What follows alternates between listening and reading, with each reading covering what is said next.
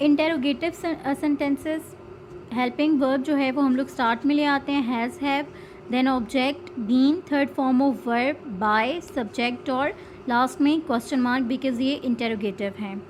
Has the hunter caught the bird. अब देखें birds हैं ज़्यादा हैं, तो हमने जब ऑब्जेक्ट को सब्जेक्ट में चेंज किया है तो डेफिनेटली जो हेल्पिंग वर्ब है वो भी हमने चेंज किया है। Have the birds been caught by the hunter. Has the dog caught the rabbit.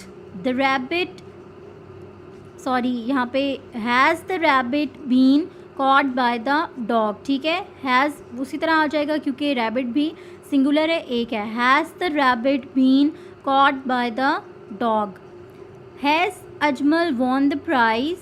Has the prize been won by Ajmal. ठीक है, विन की थर्ड फॉर्म है वॉन।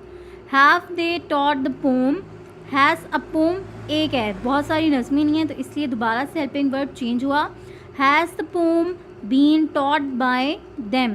दे है तो दे चेंज हुआ देम में।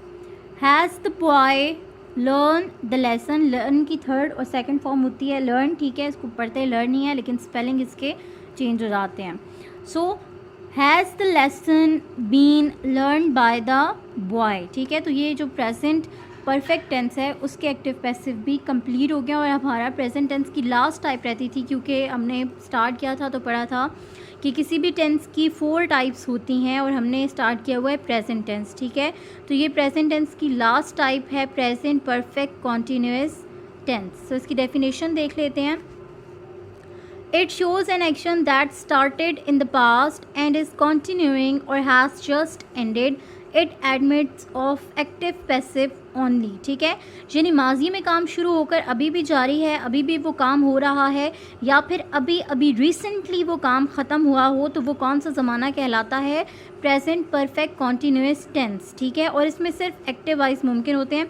जो प्रेजेंट परफेक्ट कॉन्टीन्यूअस टेंस के जो सेंटेंसेस होते हैं उनके पैसिव वाइज नहीं होते। ठीक है, उर्दू में पहचान क्या है?